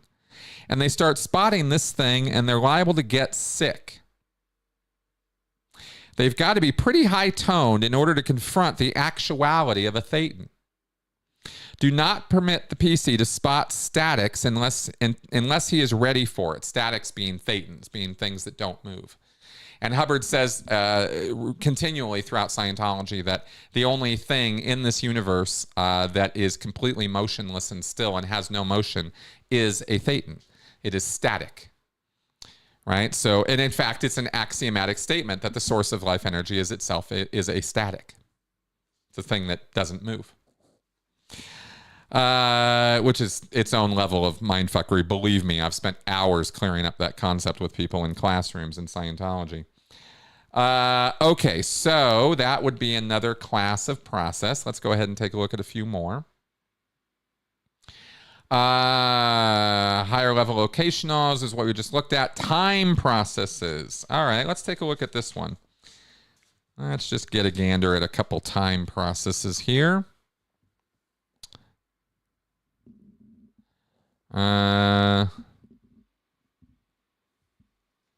Is it lost? That's a weird one. Okay, solving time. Here's an example of a process. I'm going to have a weird one. You find every pre-clear. Here's a little description from the procedure of it first, right? You find every pre-clear you process has his own rate of speed. It does or does not have any bearing on the physical universe. He has a rate of speed with which he's abandoning viewpoints. Just reading. He will drive down the road and be very comfortable at 25 miles an hour. Somebody else wouldn't even vaguely be comfortable going down the road unless he were going 87. This would be the consecutive abandonment of viewpoints. See, I'm kind of tracking, and then he goes, what?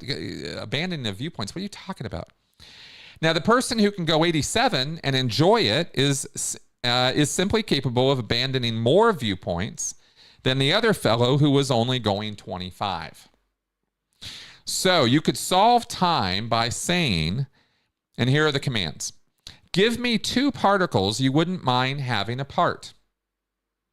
Give me 2 particles you wouldn't mind having together. Repeat the commands alternatively over and over to end phenomena. Or, give me 2 objects which you don't mind having apart. Now give me two objects which you don't mind having together. Back and forth, back and forth. End phenomena, pre-clear goes up in tone. In other words, he's happier. It's more emotionally higher on Hubbard's emotional tone scale. So you're going to keep running this damn thing until the guy gets happy. Yes. Abandoning viewpoints, conforming to group beliefs. Great point, Joe. I think that's exactly right. Because remember, it's always opposite world in Scientology. If Hubbard says he's doing X, he's actually doing Y. You know, it's actually backwards world. So those are some examples of some time processes. Let's see here. No/not no down there at page 523. Thought placement, spotting spots. Yes, spotting spots is exactly as crazy making as you might think. You are literally spotting spots in space.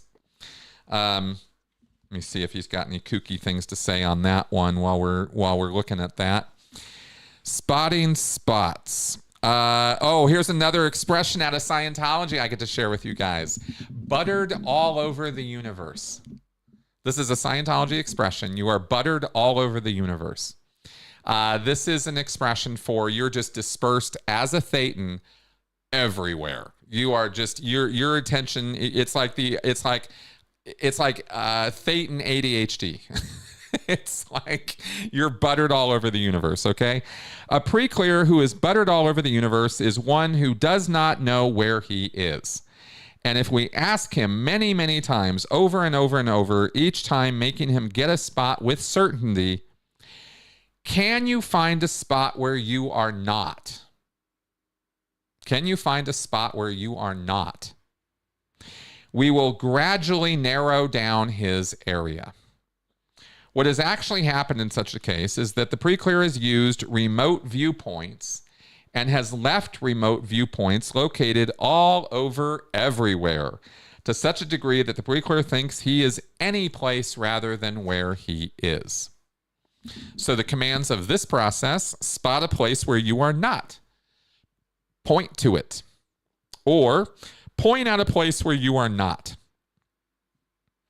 And phenomena pre-clear locates where he is. I'm right here. Hey, we're done with the process. Okay.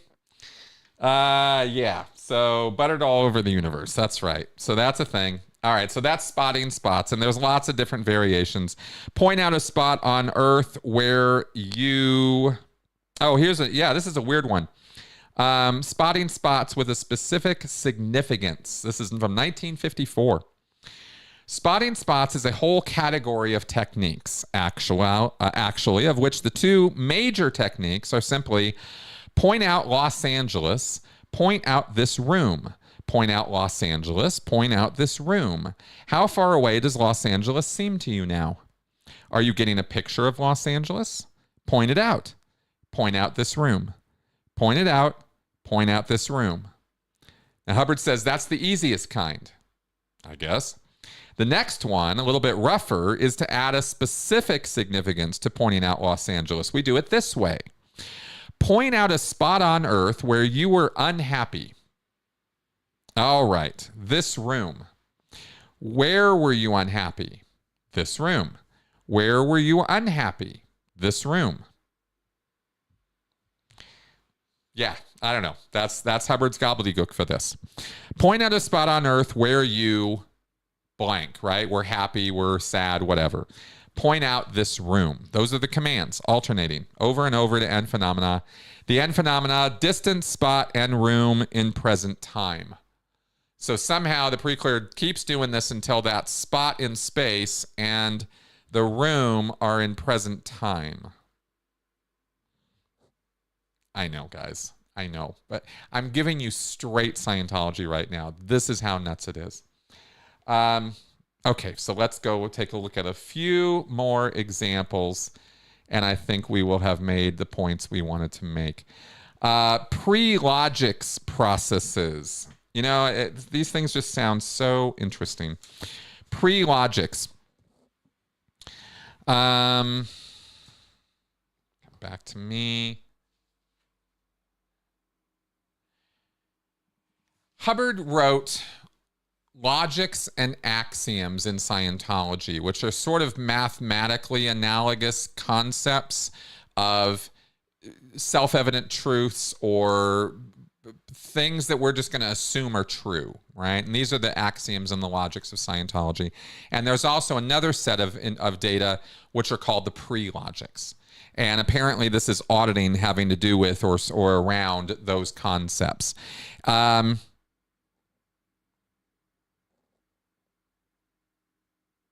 For example, here is a procedure called energy conversion. Survival, Hubbard says. Survival. In order to survive without creating or without destroying to any excess, you would have to engage uniformly in conversion. Converting energy, right? And if no new energy came from anywhere, life would deteriorate and perish, and does deteriorate and perish unless it adds new energy to the form continuously.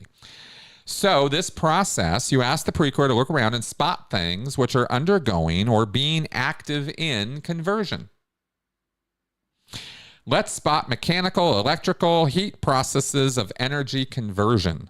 Let's just look around and spot them. Look around and spot them. You're asking the fellow, oh gosh, I don't want to get into that, Scientologies.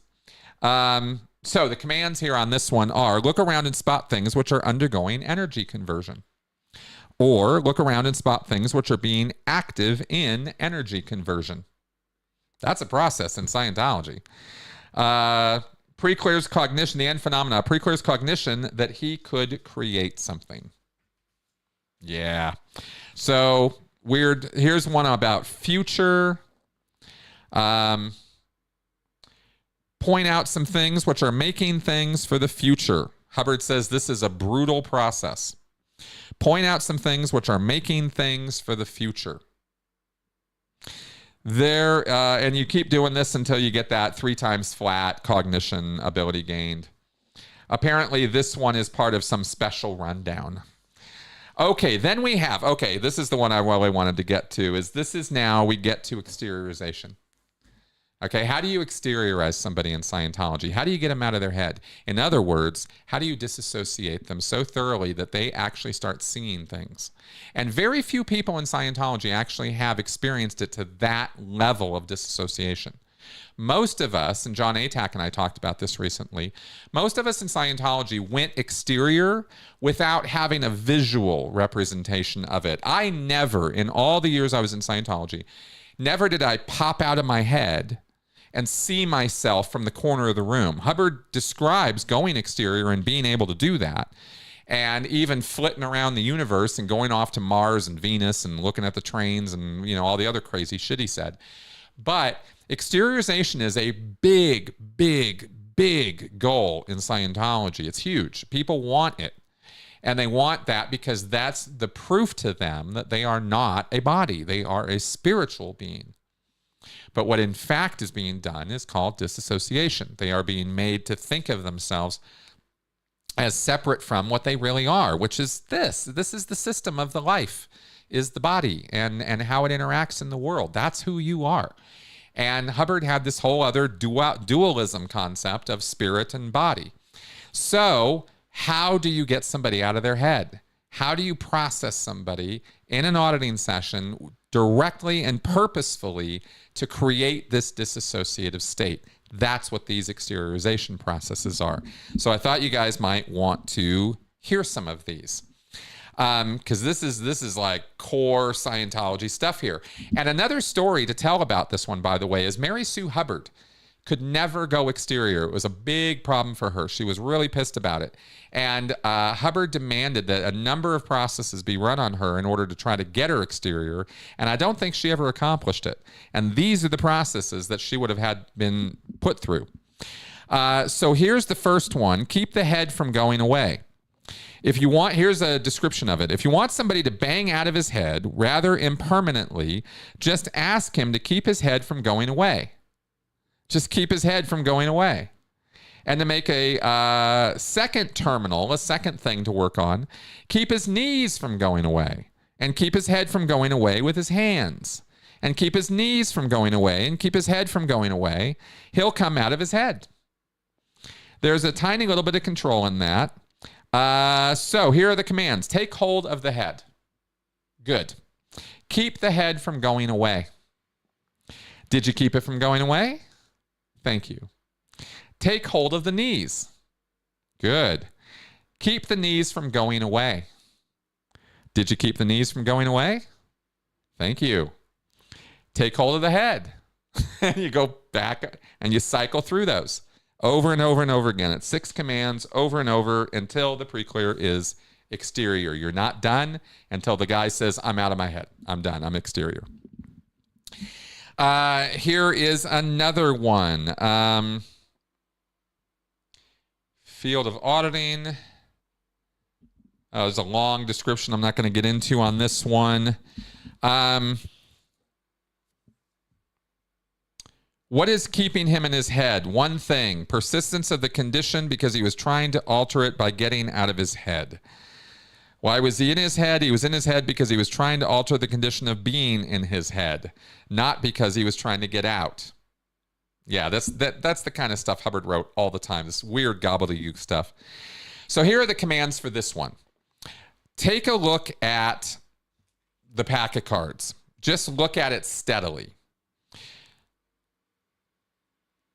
And then intersperse that command. You do that command over and over and over again, right? Look at the cards, just look at it steadily. Is there any effort on your part at all to alter that pack of cards as you're looking at it? Take a look at the pack of cards, just look at it steadily.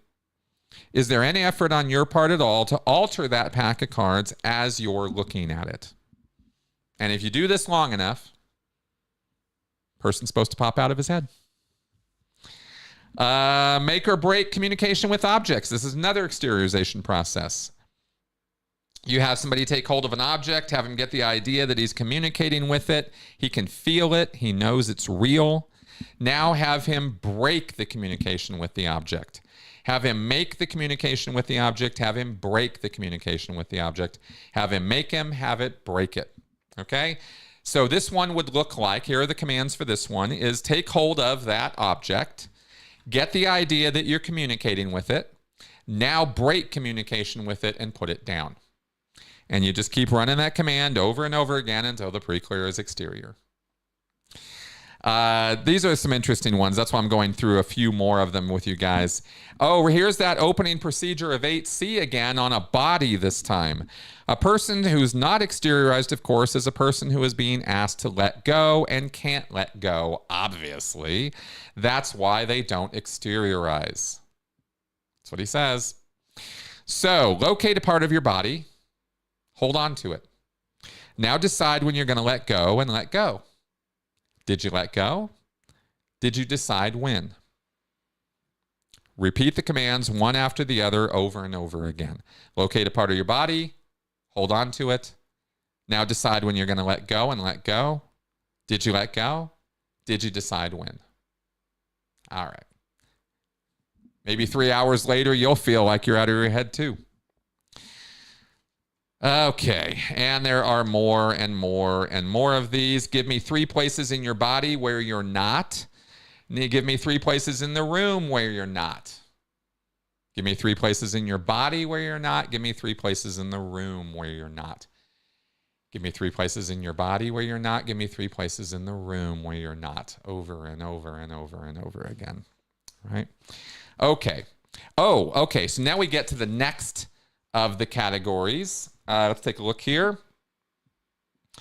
This is exteriorization. You can see we're down close to the bottom of the list. Thetan abilities. You guys interested in this one? Let's take a look at a couple of these. This is... Oh, this is supposed to turn on a Thetan's visio. This is supposed to get the Thetan seen as a Thetan. And it's also supposed to raise the trust of the pre-clear in the auditor. Walk over to an object. That's the command. Walk over to an object. Okay, good. Touch it with both hands. Is that an object? Thank you. Turn around. Good. Walk over to an object. Touch it with both hands. Is that an object? Thank you. Turn around. Good. Yeah. Hours and hours and hours of that. A high-level process designed to turn on Thetan's Visio independent of eyes. All right? You're supposed to be able to just start seeing things thetanically. Oh, here's a weird one. Get the idea that object, right? Like this one, pack of cards here, right? Get the idea that pack of cards is thinking about itself. That's a process command. That's the entire command. Get the idea that pack of cards is thinking about itself. Somehow this is supposed to get a person thetanically more able and aware. Oh, here's one. Here's another one. Be the space back of your chair. Be the space back of your chair. And then be the space of the room. Be the space back of your chair. Be the space of the room. You're actually supposed to consider that your identity or your beingness or who your self is that space. Again, this is disassociation. This is active disassociation. Psychologically speaking, right? Be the space back of your chair. Be the space of the room. Keep doing that until end phenomena, increased zone of aliveness. Increased zone of aliveness. I don't even know what that means. Look at the easiest thing in the room for you to look at. Take a real good look at it. Now look through it. Ooh. Just keep right on looking. Look some more. And you repeat the last 4 commands, one after the other, over and over, on the same object the PC picked in the first command, end phenomena. So the first command is look at the easiest thing in the room for you to look at. Now the 4 commands we're going to repeat. Take a real good look at it. Now look through it. Just keep right on looking. Look some more. All right. Good stuff. Then we got some remedy stuff here. But what I wanted to get to was objective processes for children. That last one at the end there, 751. Because, yeah, why don't we go ahead and get to the worst, save the worst for the end, right? What do Scientologists do to kids? Yeah, it's pretty bad.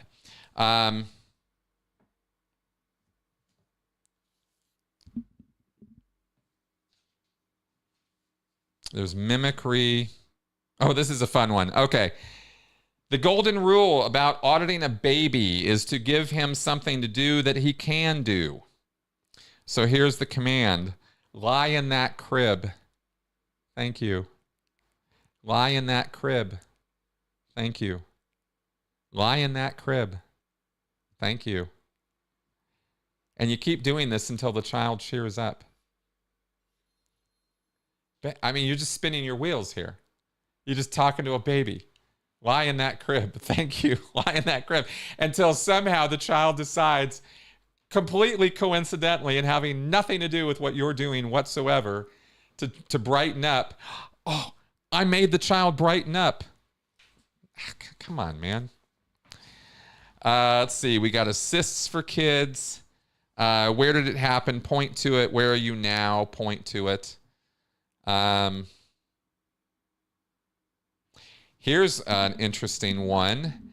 This is a process to run on a child, a new child process, very successful. You do something you think I'll like. You do something you think I will like. Run repetitively, 3 times until flat, cognition, ability regained on the part of a child now.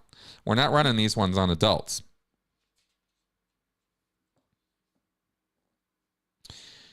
Another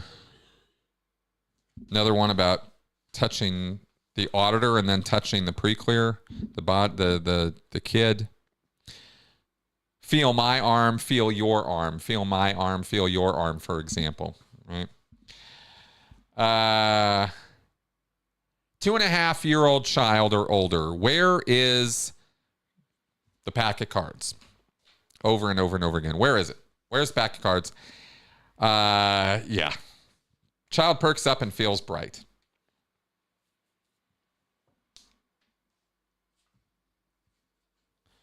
There's an assist here for a child who's had a nightmare, which is just give me your hand over and over and over again. Oh, thank you for that super chat, Alex. Appreciate that.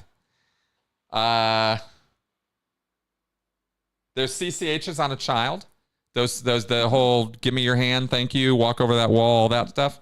The whole of CCH will work on a child eventually, and certainly the first two steps are very functional on any child that can even vaguely walk. Can you imagine doing this shit on a 3 or 4-year-old?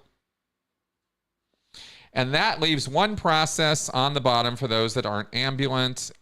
So yeah, give me your hand, thank you. Even works on a child who isn't talking yet. Ugh. Control process for a child. Supposing you found a bad little boy and he was running around in circles and doing nip-ups and biting people and so on, and he was just having a bad time. The way the society has handled such a case in the past is to break him of running around in circles and biting people. How did they do that? Well, they just made him stop. They spanked him every time he did it. And of course, oddly enough, it never cured him of biting people. So it's been submerged. So we take the little boy that's running around and we do something very, very peculiar. We will say to him, Billy, walk over to that chair and touch it. Yowl, yowl, yowl, yowl, yowl. Try to bite, try to bite. And we actually take our hands. We've uttered the command now. We take our hands and we make his feet walk and his body move over to the chair. And we take his hand and we put it on the chair. And then we tell him, Billy, that's fine. When we say, Billy, that's fine, we give him the idea that he has some capability of doing it, but he fought us the whole way. We had to practically drag him across the floor. And then we say, now, Billy, walk over to that door and touch it. And we take our hands and we walk his body over to the door and we make him touch the door. I mean, he would lie down. He would lie down and scream and stamp his heels and shout and everything else if you didn't walk him with your hands. But he didn't have a single obvious volition in the whole thing. You practically dragged him across the room and you made him touch the door. And then you said to him, Billy, that's fine. In the meantime, he's lost one of his shoes in the wrestling match. And you say to him, Billy, go over there and pick up that shoe. And you're not quite sure he heard you this time. You feel he must be getting better. And you say, Billy, go over and pick up that shoe. Did you hear me? Yeah. Billy, go over and pick up that shoe. Yeah. Billy, go over and pick up that shoe. And he'll at least glance in that direction. That's your signal to grab hold of his legs and arms and walk him over and reach his hand down and close his fingers over that shoe and pick it up. This is a terrible wrestling match, that is for sure. And now let's do practically the same thing for about 8 more commands. Do we find a Billy who is in apathy? No, we don't. We find a Billy who is perfectly happy. Not any kid I ever ran into. This is how Hubbard says to break a kid. This is how you break a kid's will in Scientology.